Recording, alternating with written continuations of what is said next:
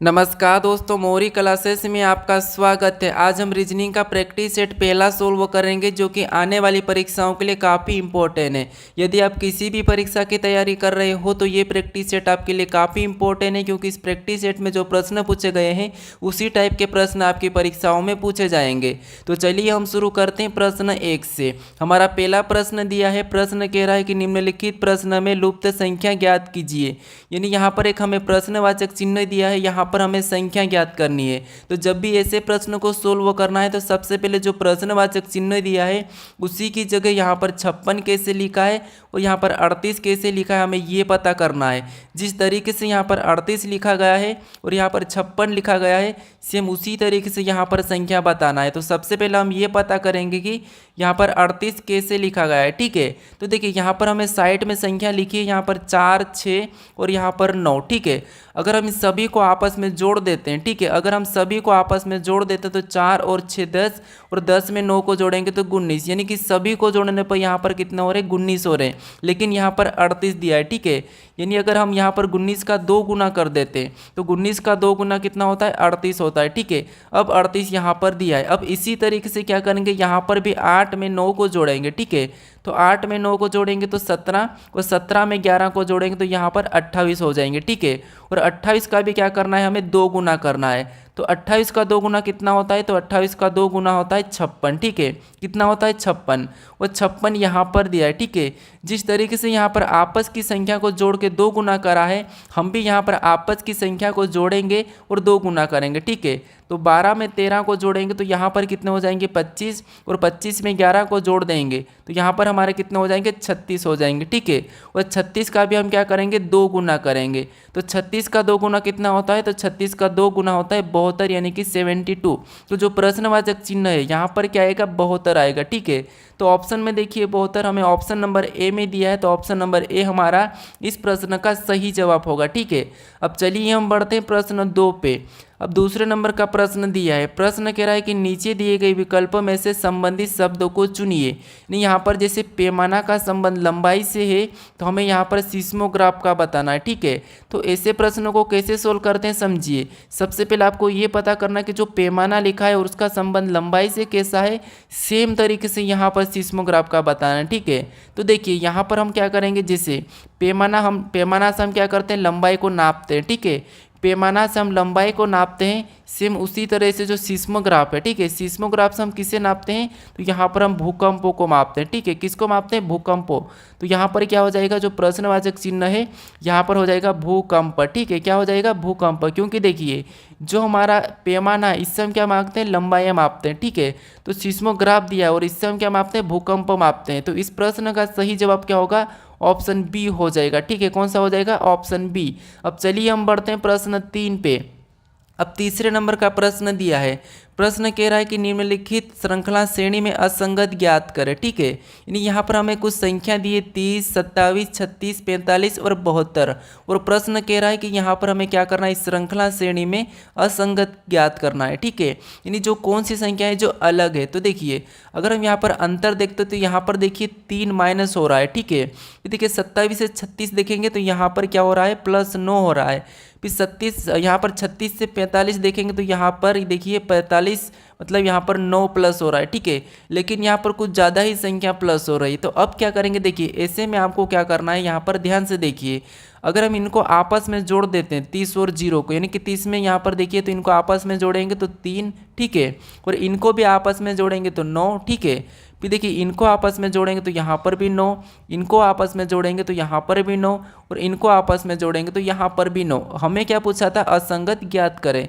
अब असंगत आपको कहाँ पर दिखा, यानी कि कौन सी वाली संख्या अलग हो रही है। तो इनका योग 9 आ रहा है, इनका भी योग 9 आ रहा है, इनका भी योग 9 आ रहा है, इनका भी योग 9 आ रहा है, लेकिन हमारा जो 30 है, ठीक है, इसका योग कितना आ रहा है, 3 आ रहा है। तो इसीलिए हमारा असंगत कौन सा हो जाएगा, 30 हो जाएगा। ऑप्शन में देखेंगे तो ऑप्शन हमारे ए में दिया है, तो ए वाला हमारा सही जवाब होगा। ठीक है, अब चलिए हम बढ़ते हैं प्रश्न 4 पे। अब चौथे नंबर का प्रश्न दिया है, प्रश्न कह रहा है कि यदि यहाँ पर EI, ठीक है, ENCRYPT को किसी कोड में VMXIB के G लिखा जाता है तो ARC को उसी कोड में क्या लिखा जाएगा, ये प्रश्न पूछा है।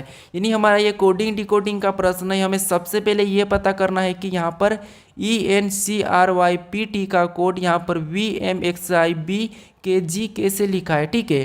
तो देखिए यहाँ पर अगर हम लेटर एक एक को देखते हैं तो यहाँ पर E से यहाँ पर V को लिखा है, यानी इसका विपरीत है। N से यहाँ पर M को लिखा है, यानी इसका विपरीत है, ठीक है। C से यहाँ पर X को लिखा है तो ये भी इसका विपरीत है। R से यहाँ पर I को लिखा है, ये भी इसका विपरीत है। यहाँ पर देखिए यहाँ पर B लिखा है Y का, वो भी उसका विपरीत है। P से यहाँ पर K लिखा है, ये भी विपरीत है। और T से यहाँ पर G लिखा है, ये भी विपरीत है। यानी कि सभी की सभी लेटर क्या है, एक दूसरे के विपरीत है। अगर आपको विपरीत नहीं पता तो आप क्या करोगे, कॉपी में A से लगा के यहाँ पर ABC ऐसा कुछ लिख के आप क्या करना है, M तक लिखना है, ठीक है। और फिर नीचे से आपको N से लगाकर यहाँ तक आना है, जैसे यहाँ पर Y और Z तक, ठीक है। तो ये आमने सामने जितने भी लेटर रहेंगे वो सभी की सभी एक दूसरे के विपरीत हो जाएंगे, ठीक है। जैसे आपको यहाँ पर मिला है N का यहाँ पर M लिखा है, ठीक है, और यहाँ पर है, ठीक है। तो ये आपको करना है अगर ये आपको याद नहीं है तो। अब देखिए यहाँ पर हम क्या करेंगे, इसका विपरीत बताएंगे। तो A का विपरीत क्या होता है, Z होता है। R का विपरीत क्या होता है, तो R का विपरीत I होता है। और C का विपरीत क्या होता है, तो C का विपरीत होता है X। अब हम ऑप्शन में देखेंगे ZIX, तो हमें ऑप्शन नंबर A में यानी B में दिया है, तो ऑप्शन हमारा B इस प्रश्न का सही जवाब हो जाएगा, ठीक है। अभी तक आप इस चैनल को सब्सक्राइब नहीं करें तो प्लीज़ आप सब्सक्राइब जरूर कर लीजिएगा। अब चलिए हम बढ़ते हैं प्रश्न 5 पे। अब 5वें नंबर का प्रश्न दिया है। प्रश्न कह रहा है कि राजीव दक्षिण दिशा की ओर चल रहा है, ठीक है।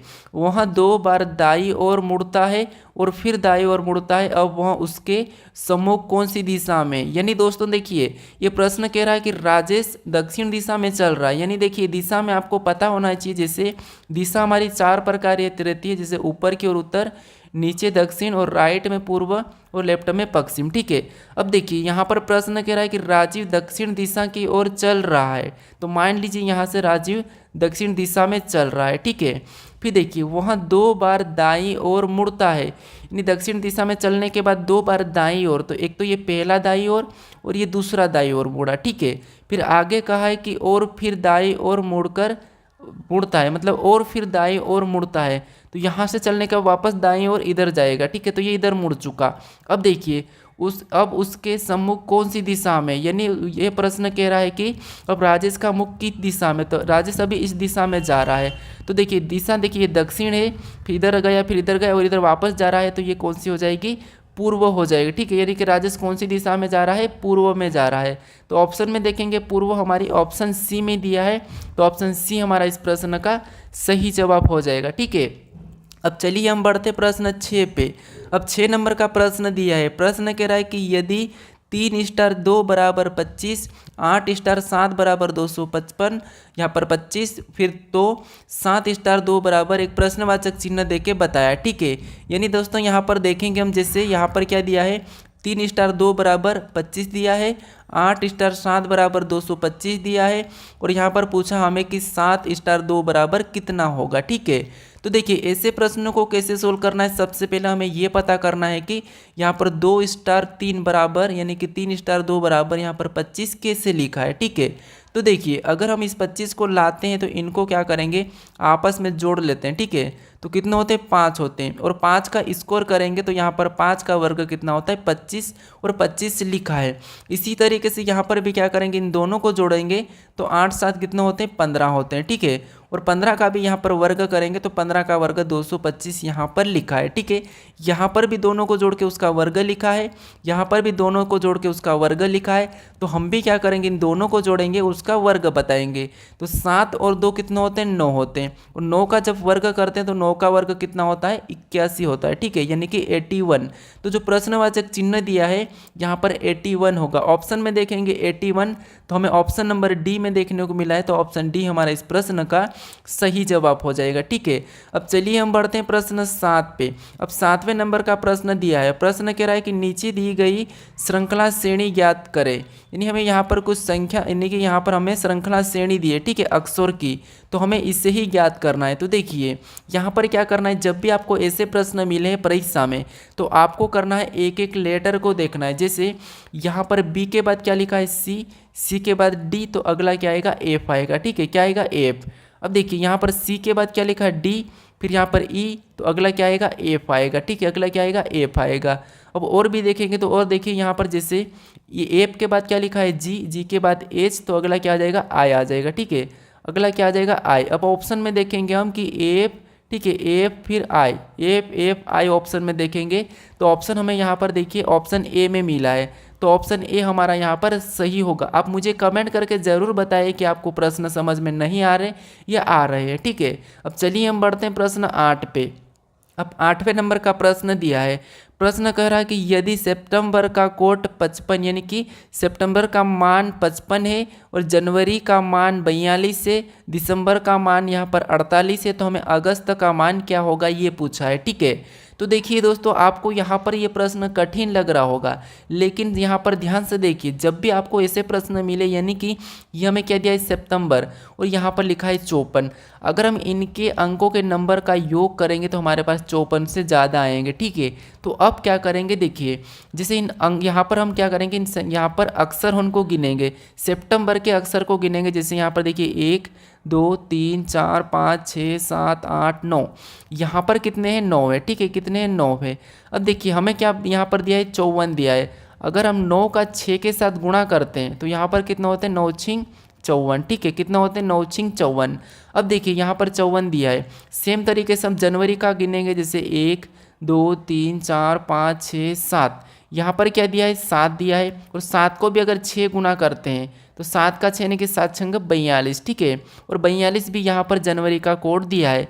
सेम तरीके से पता करेंगे दिसंबर का, तो दिसंबर में गिनेंगे 1 2 3 4 5 6 7 8, यहाँ पर कितने 8 है, और 8 का भी क्या करके देखते हैं हम 6 गुना करके देखते हैं, तो 8 छंग कितने होते हैं 48 होते हैं। ठीक है, और 48 भी यहाँ पर दिया है। अब आपको यहाँ पर पता चला होगा कि इनके अक्षरों को गिन के उनका 6 गुना करना है। जैसे यहाँ पर गिनेंगे 1 2 3 4 5 6, यानी अगस्त में कितना अक्षर है 6, तो यहाँ पर 6 करेंगे और 6 का 6 गुना कर देंगे, तो 6 का 6 गुना कितना होता है 36 होता है। ठीक है, तो जो अगस्त का कोट वो क्या होगा 36 होगा। ऑप्शन में देखिए 36 हमें ऑप्शन नंबर डी में मिला है, तो ऑप्शन नंबर डी हमारा इस प्रश्न का सही जवाब होगा। ठीक है, अब चलिए हम बढ़ते हैं प्रश्न 9 पे। अब 9वें नंबर का प्रश्न दिया है। प्रश्न कह रहा है कि निम्नलिखित प्रश्न आकृति का 100 रेखा प्रतिबिंब बताइए। यानी दोस्तों इस आकृति का प्रतिबिंब इधर साइड कैसा बनेगा यह हमें पूछा है। ठीक है, तो देखिए यहाँ पर क्या करना है, हमें सबसे पहले ऐसी आकृति मिले तो हमें किसी एक अक्षर को लेके चलना है। जैसे यहाँ पर हम मान लेते हैं जेड को लेते हैं। ठीक है, तो जेड इधर आके कैसा बनेगा ऐसा उल्टा बन जाएगा। ठीक है, तो हमें उल्टा जेड देखना है, तो यहाँ पर तो एन दिया है मतलब ऑप्शन ए नहीं होगा, यहाँ पर भी एन दिया है उल्टा तो ये भी नहीं होगा, यहाँ पर जेड हमारा सीधा दिया है तो ये भी नहीं होगा।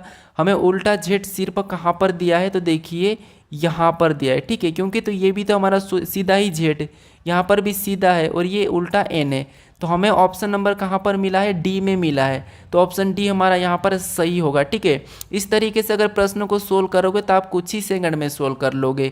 अब चलिए हम बढ़ते हैं प्रश्न 10 पे। अब 10वें नंबर का प्रश्न दिया है।